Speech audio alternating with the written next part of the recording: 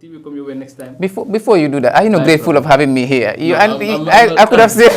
I'm grateful. Buy from us, and then we'll be back. We'll be right back. So I will take it from there. Well, this program is brought to you by. Ici c'est la terre sainte, la patrie des dieux, bienvenue sur la terre mère. Le nord, le sud, l'embrasse, l'est et l'ouest, on vit le rêve Welcome back to another exciting episode of Africa in Sport here on African Renaissance TV Network with me, Mohammed M. Sediba, and of course, my co-host, Mohammed B. Baji. And today we have another special guest, very special guest, someone that has been, part of the family of Africa Renaissance TV Network. But before that, we send our Eid greetings to you. We pray that, our Eid and then our prayers be accepted, and then we are hopeful and then anticipating for, witnessing many more Eids to come. So away from that, we are here to discuss on, of course, some of the challenges that community teams are facing, and of course, the effect of finance in player retention and other important areas. Possibly, we discuss on the, the effect also, the performance of Carnifing is in the second division league. So with me here, like I said, with my co-host and the independent analyst of the show, Mohammed. I can always chip in to not just do the introduction, like what you just did. I can also do that. If you wouldn't mind. Hello and welcome along the African Renaissance TV. This is African Sports and I am Mohammed Bibaji. You said you are a co-host. So if I am a co-host, which means I can also do my introduction. But I am really glad to be here, and then of course having to join us here. I'm a special guest, the secretary of Carnifing East Football Club. He's an amazing one. He's someone who is really well versed in Gambian sports. I'm a lover of sports, and then in promotion of youth and youth work. And I think it's going to be an interesting conversation to have him here. Indeed, it's going to be an interesting conversation. So, Mr. Alphonse Mendy, welcome to Africa in Sport. Thank you very much, and I'm excited to be here. Thank you so much. So, like I said, we'll be discussing on, of course, the challenges that community teams are facing. Like in our previous episode, we discussed with the head coach of Jara West Football Club, who have highlighted some of the challenges that they are facing as community club. So here too, we have Mr. Alphonse Mendy to take us through, in depth of the challenges that community teams are facing. So, Mr. Alphonse, what are some of the the challenges that you may highlight, as far as your team is concerned, Carnifing is? Yes, so thank you very much for that. So Carnifing, over the years, I've been producing a lot of great footballers in the National League and also in the national team over the years. So, but we've never had a divisional team. We've tried several times, but the problem was it was not coordinating. It was like every Navetan team, after Navetan, they go on qualify rounds and they couldn't make it. So in 2019, just before the COVID, at that time we didn't know the COVID was going to come. So our brothers in the diaspora came together and said, why can't we not bring all of the teams together and form one community team and then go as a community team to the National League? For two reasons. One, so that most of our players would come together, they will have a team and they have a platform to showcase their talents. And two, to see how we can change the stethoscope of the Gambian football, because most of the teams are owned by individuals. Sure. And that is one of the reasons why fans do not go and watch. It's an individual team, so you have to be connected to the individual or to the players to go and watch. But if it is a community team, the plan was the community will be involved. And when we have a game, the whole community will go and watch, and then we have fans club and stuff like that. So those were the two main reasons why we formed the team. And luckily, we wanted to go to qualify rounds. We called all the teams and said, come together, let's form our team. And they all come together and they all agree, except there was one academy who decided that they want to keep their academy and try their luck, but they will still be part of the community team in one way, or they contribute as much as they could. So we came together, we wanted to go on qualify rounds, but at that time there was a team in Depakuna wanted to sell their team because of a lot of reasons. So we said, instead of going on the team was playing in the division. They were playing in the KM Regional Third Division. Okay. So we bought the team. So we bought the squad. We changed the name to Carnifing East Football Club. And luckily, so when the league started, after 2-3 games, COVID came in. Everything stopped. Next season, we started again. Luckily, we won the league, and then we qualified straight to the second division. So this is our third season in the second division. And initially, the plan was only to have 3 seasons in the second division. So this year we are supposed to go to the fourth division. But looking at the league table, we are really far behind. But there's still a lot of games to go. So We'll discuss on there's the still performance hope. in the But second that's division. how the team was formed. So it was formed. The initial idea started from the members in the diaspora. So we come together. Those of us on the ground, we decided. So we selected. Luckily, we have coaches among ourselves. We selected the coaches, selected the executive, and then the team. When we were in third division, it was solely funded by just a small group of people. Those in the diaspora and those of us here, we contribute every month or every day or every game or every week and sustain the team.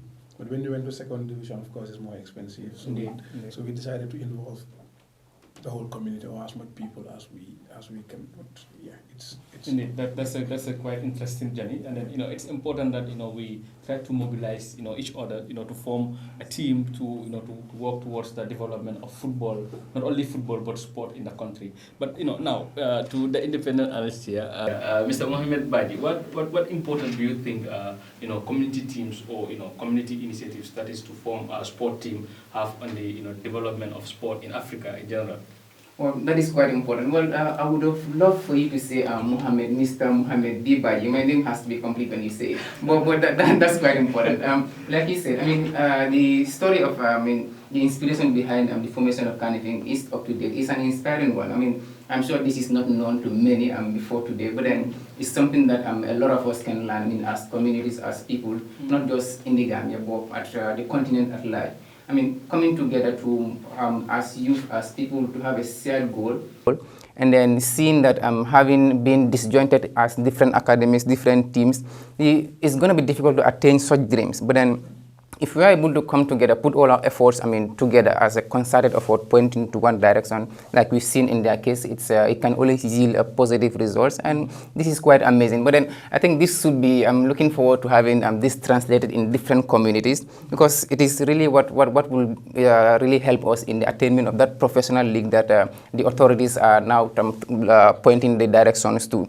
If we really want to attain that, this has to start from the grassroots level, in fact, way before the authorities, because it has to be a step forward. It's not just through Nawetans that we can form professional leagues. If we go to the third division, the second division, and then this is the route. If they're able to proceed to this first division, at some point this is going to be looked at as the professional level for the Gambia. So it's a good direction, and this is something that we should welcome in communities, different communities in the Gambia. How will you rate its importance in the football? Well, it's important. We cannot overemphasize that. It's quite important, because we really need this, because we have different talents in different communities. For us to be able to harness them at the highest level, we have to be able to have them coordinated first in such a manner. And like when you look at Carniving now, you can check a background on them. You have, like he said, we have had a lot of professionals, athletes that have come through Carniving. And then now they are in a direction towards, I'm looking at this to say in the next 5-10 years, this is going to just be an expansion of what has been happening in terms of the good work. So it really comes a good way, and then it's an opportune thing that we should be looking forward to. Indeed, it's important that communities have, like he mentioned, the involvement of fans, how the ability to mobilize the fans of a community team, compared to the private teams. A community will take up the team as their own. A community will take up the team as something that belongs to everybody in the community. So that will be that will make it easier for them to mobilize fans, and also fans are very important. Like it will be always said, fans are the most important stakeholders as far as sport is concerned. Now let's move on to the performance of Carniving is in the second division. We might go into the history, some of the performance that you did maybe in the last season or so. So that's good. So when we started, like I said, that division, we won the league. So it was exciting. So when we went to the first division, the first season, we took 8th position in the first season, and we had I could say the second best defense line. Unfortunately, in Gambia, we don't have awards night where they promote players, but we will blow our own trumpet. It was our first season. We conceded the second least number of goals. I think the first, I can't remember, but we considered the second least number, and I was 8th position, so it was good as a first year, because we targeted to be in the playoffs at least 5th, but it was good first year. We just needed to familiarize ourselves with the league. And in the second year, every year we set a target. So the second year we said, okay, we had 8 now. This year, let's try and get at least 5th, so that we can be in the play. Even if we do not qualify, at least to get the So we had a very poor start last year, and then but gradually by the second round we catch up and we end up 7th position, and we considered the least number of goals, so that was an improvement. So we were really excited, but our goal scoring was not that much. So we tried to. So this year our target was to be in the first two. But now even if we have 5th, one thing that I like from this east side is that their ability to set targets and then how they are able to work towards that. I mean, at times it might not be 100% to attain that objective, but then the fact that they are setting that time frame for themselves, I mean, shows how well they are coordinated from the beginning, and then this will help guide not just the coaching staff, but then the players to know, well, we are fighting for this. Means the least we can avoid, like let's say this time, for instance. Well, I don't still think it's impossible for them to go to it's sports. We have quite a number of games to go. So the target have not changed, but now that's still the target is second, but now the more focus is to be in the playoff zone, which is 5th position. So, and luckily this year, last year our problem was scoring goals. We were not conceding. But this year in the first round, that changed. We were scoring goals, but we were also conceding. But that's due to the fact that a lot of players have left. Our goalkeeper who was really inspiration for the past 2 seasons, like conceding the least number of goals, left for another team, and our defense line too. So at the beginning, the team was a bit distasteful because a lot of players wanted to leave because of finances, which I'm sure we'll discuss. And you don't blame them. Football is all about finances. We'll come back to the challenges, but then before that, we'll take our first commercial break, then we'll be right back and then continue the discussion onto the challenges that community teams are facing as far as the division leagues are concerned in the Gambia here. Ici c'est la terre sainte, la patrie des dieux, bienvenue sur la terre-mère. Le nord, le sud, embrasse l'est et l'ouest, on vit le rêve Aquí en la tierra de nuestros abuelos. Você sabe que as crianças são o futuro, trazendo esperança para a próxima geração. On donne tout pour l'Afrique de Djibouti au Sénégal. Comme mendiant, tout ce que je veux c'est soulever le Graal. L'Afrique est belle, l'Afrique est jeune, l'Afrique est forte. Enfant de la terre, mère, lève-toi et envoie-lui du love. Enfant de la terre, mère, lève-toi et envoie-lui du love.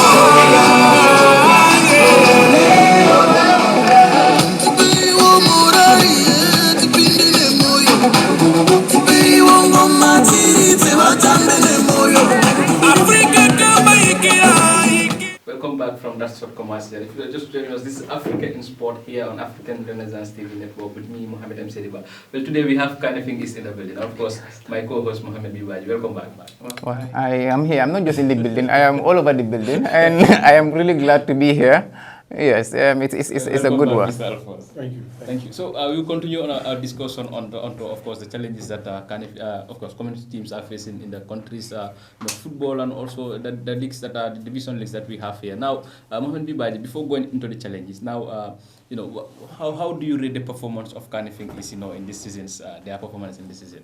Kanifing East, well, it's been one hell of a performance from them in terms of this league standings. I mean, this year's leagues, when you look at the second division, the performance has not been generally bad for them. I mean, well, if you ask them for now, I'm sure the secretary will tell you they are still way off where they would have loved to be in. I mean, like I always say, if you ask any other team in this second division what position they want to be in, they would all love to trade positions with Heart FC right now, which is not the case. Looking at their league standing, Kanifing East is at the 10th position, and it's not quite bad, but then for someone who has promotion ambitions to the first division is really way off that mark, so that could be a negative remarks from their ambitions. But then they are also you can 4-5 points away from the relegation, which is not quite good for a record. Looking at the top of the league, how that is coming on. The points that they have, between the first and them is quite. Yes. I think they are around 23 points, and Wells 20. Yes, Heart is over 30 points, so 39 points now. So that is quite a margin. But then not just that. When you look at the last 5 games they've played, this is a team that has 2 wins against 2 lost and then a single draw in the last 5 games. So that is quite been a balance, if you ask me. But then they will need to put in more consistent performance going forward. And I think I like one thing, like he said in the first session here. I mean, defensively, Carnifing has been known, used to be known as that disciplined team that would really conceal the least. And then if that happens to a team, it gives you an advantage of really focusing on your attack, the third quarter of the game. But then this year we have seen a funny situation. I mean, it's sensitive for them. They've actually conceded 20 goals. I mean, they scored 19. So 20 is not one of the highest in the league in terms of goals conceded, but then goals scored 4, like 19 goals is also one of the lowest in the league. Apart from those that are below them, you rarely find any team that is above them with a least goal like that. So they will really need to, in these last games that we have, maybe 10 games that we have in the league, they will really need to double up in terms of scoring goals, and then being able to, I think if they're able to convert their chances, they should be able to fight for a top spot. Indeed, they are doing really well. I've watched some of their games. Now I will focus on to the last game, that is against the Gambia Lions. Now you were at the game, and then the game was an electrifying one, because Carnifing is and Gambia Lions. Indeed, it is anticipated to be a great game. An impressive game performance for both the team. How do you rate that game? Yeah, so it was exciting because, it was an introduction for us to some of our new players, because in the second round, we have new players. I think 2 of them played that game as their first game. And, they did really well, We had chances. We did not, take our chances. But at least there was a good improvement. Since the second round started, to be honest, there's a great improvement in the performance, and because even the FA Cup too, we were all excited. So we have seen the changes, and as the other new players will be introduced into the team, there's really hope that we will get what we want. There will be improvement starting from today. We hope, even though right now the team, unfortunately, it's full of injuries. Most of our attacking players are injured at the moment, but at least with the new players, some of them have great experience in the league. We hope that we will get something today, and we have definitely trying to stabilize the defense back to what we're known for, not conceding goals. Even if we don't score goals, let us not concede. Taking a draw is better than losing only 3 points. One point is very important, as far as you are fighting. But we hopefully the table standing. There will be changes in the second round. There is great spirit within the team now. Indeed. We're hopeful that you will make it through to the challenges that you face. Now, moving on to the main topic of discussion. Now, take us through some of the challenges that community teams are facing. Taking the Carnifing is as a benchmark. As someone that has been in the helm of affairs in the Carnifing, the management of Carnifing is. Yeah. So the challenge is mostly to do with finances in this country, especially when it comes to football. It's a community team. The idea, initially, the first idea was to take the Birkama United model. Let every household contribute. And if every household contributes, let it be owned by everybody. Yeah, if every household contributes a minimum amount, it will not have an effect on anybody. We have more than 1,000 homes around Carnifing. If each household contributes, let's say $100 a month, 1,000 homes, that's $100,000 a month. That should be sufficient to sustain any team in this country. $100,000 a month. That was the idea on paper. Now, to implement that idea, it did not work due to a lot of reasons that, some of it is our fault. And we will revisit that maybe at the end of the season again, but that did not work. So eventually what happened is just few people are contributing. Those in Gambia and those in the diaspora, they are still contribute to maintain the team. So community, there are some professional footballers that are reside at the Carnifing East. So now, what are some of the contribution they are doing towards the team? Because looking at it, they have seen the benefit that football can bring to the community, to them as an individual, and of course to the community. Yeah. So you see, that's one of the reasons we formed the team, because we used to have professional footballers playing, but they never benefited the community because they were from other teams. So when we formed the team, one of the most prominent footballers from our community is Musa Baro, And when we started the team, excitingly, everybody used to say Team Musa Baro, And I still think some people still believe it's Musa Baro's team, and that is the good or bad thing that we have within the community in the country, that Team Musa Baro. So, he was part of the community like everybody else. He was contributing until, recently when, he has his own personal reasons why he stopped. contributing to the team. But he has never been Musabora's team. He was just contributing like everybody else. It's not like he was doing a major chunk or, you know, most people have contributed even more than him, you know. But, you know, he because you cannot blame him. He has not played from the team, even though he is from the community. But the team was formed after he. But then now, Mohammed, like we've mentioned a lot of challenges that they're facing as a team. One thing that stands out is finance. Now, how important? How do you think finance is is important in the player retention? And of course, how to maintain the team, the importance of finance there. Well, finance is in sports could be considered as the backbone or the bedrock of any advancement in terms of sports. Is that important? I mean, aside the skill set, the talent, and the determination that can come from all stakeholders, from the footballers to the management to the fanfare or the fans, it has to have the backing of finances. This is why the call has always been to have stakeholders invest in football. I mean, with communities, stakeholders, partners, we really urge in each other and everyone to really invest in sport, because it has that really important angle that it holds in football. So talking of player retention, like we've seen, especially in the Gambian second division, we've seen a lot of movements, especially from last year to this year. In fact, last year we had one of the highest in terms of player transfers. Okay, and this is not just within transfers amongst teams within the division, but even outside. So, and the only problem that I tend to have with some of these transfers myself is that at times it comes at a disadvantage to most parent clubs, because players tend to leave and then at a zero financial benefit to their parent clubs. And this is not a right thing to do, because it really affects them. It affects their numbers, it affects their playing. Teams also lose players to their counterparts in the country, within the country, due to finance. Yes, so that's the point I'm trying to make. Like, you losing a player, let's say Carnifing East could lose one of their key players to a rival. I mean, they wouldn't benefit anything in terms of finances. And this can affect your operations, it affects your league positions, it affects your aspirations. But then, all in all, then finances holds that important, because at some point you don't, as a team, you cannot stop a player from leaving. All that you can do is if there is a contract, for instance, and if we don't have that financial backing, it's difficult to have players commit more than a year or two in the Gambia.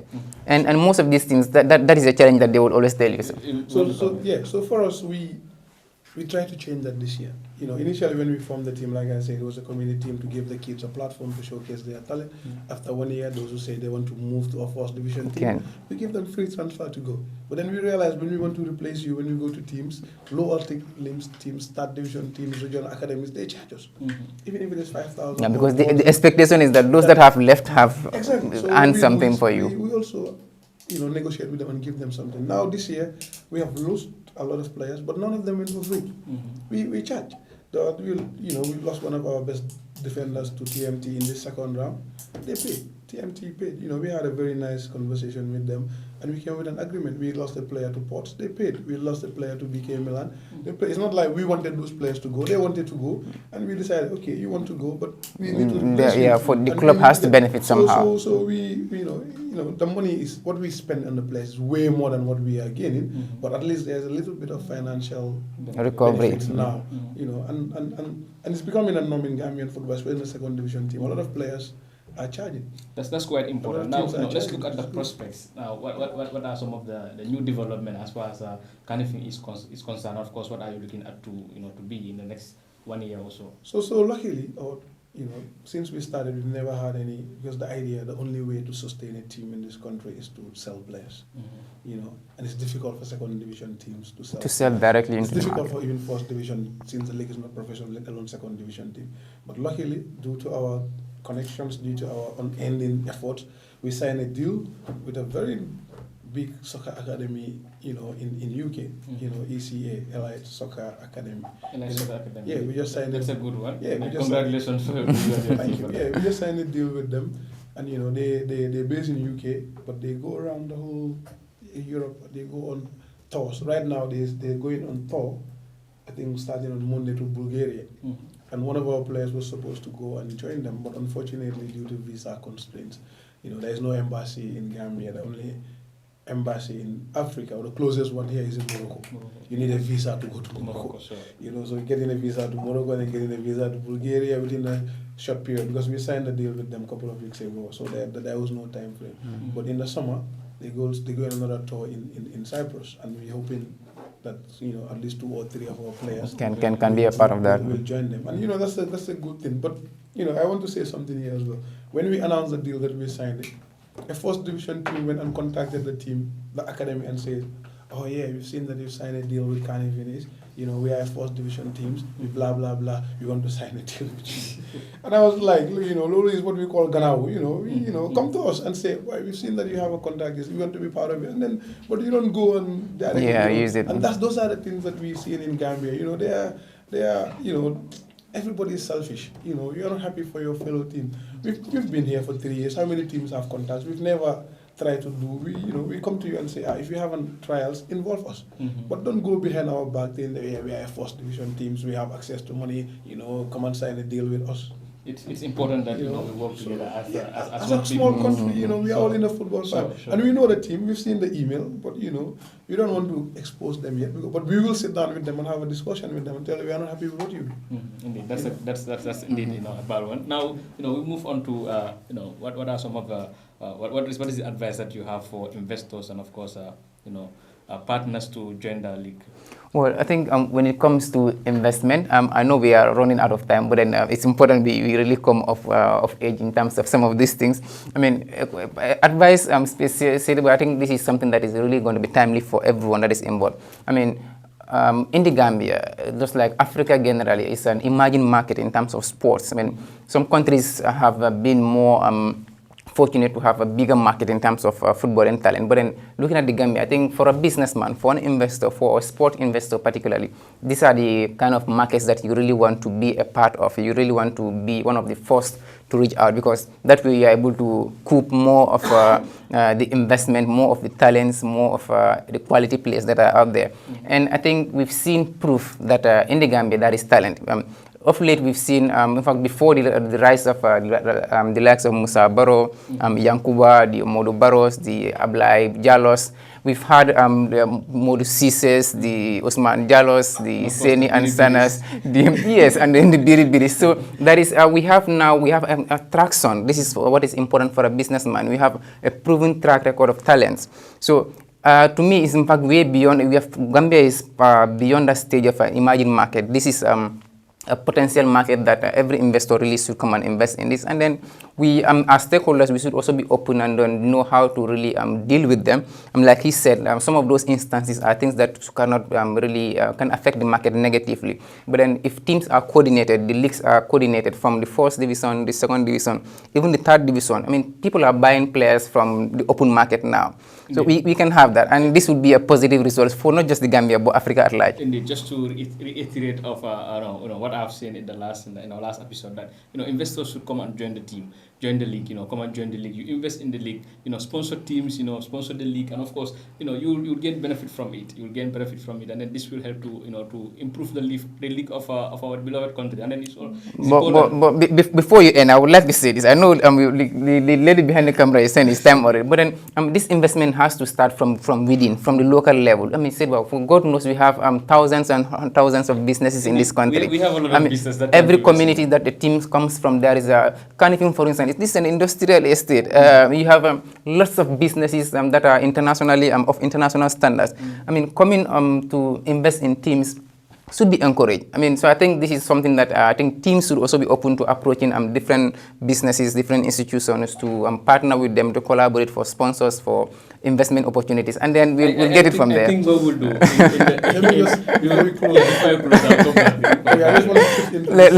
Let him come in. But things are changing, to be honest. Right now, this year, you've seen a lot of teams having sponsors. I mean, by the shirts there, where you see, I don't know what the deal is, but at least you see that they have a sponsor on their shirt. But the other thing is, like, if I am a business owner, you want me to sponsor in your team, what is my benefit? Gambians do not even watch Gambian football. So if I'm a businessman, I want exposure, right? Your team is playing, there's 5 people watching you.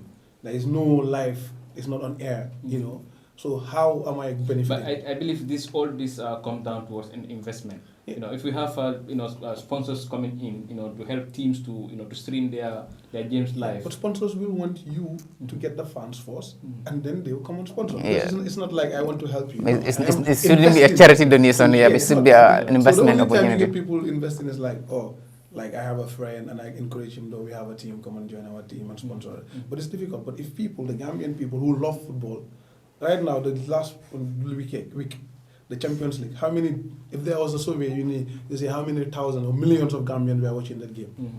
If 1/10 of that watch our league, I'll bet you sponsors will come. They're ready to invest. Sponsors will come. But now we have business owners owning teams, so maybe eventually they will inspire other business owners to come on. But it is changing, but it needs help. People need to go and watch. The league needs to be enticing. GFF needs to do their bit. The community do their bit, and then business will come. Can also have their quota. To come first before people come. They will tell you what is my benefit. Because we have approached a lot of businessmen and the companies. What is my benefit? We went to approach one guy, very nice guy. He told us, he went on social media and checked how many people are even following your page.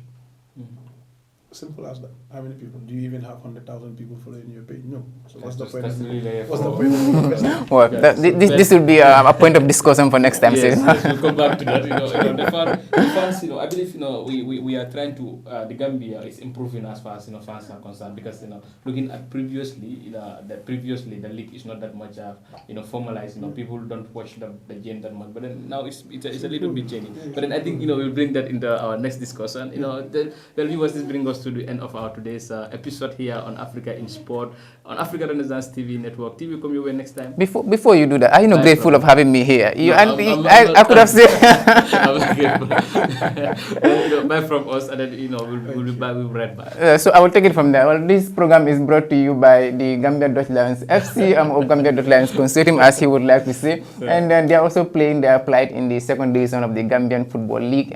Here, and until we come here with more interesting episodes of African Sports, thank you for now. This is Mohamed Bibaji. I am not the host, he is the host, but unfortunately I've taken his role from him. Bye-bye. Bye.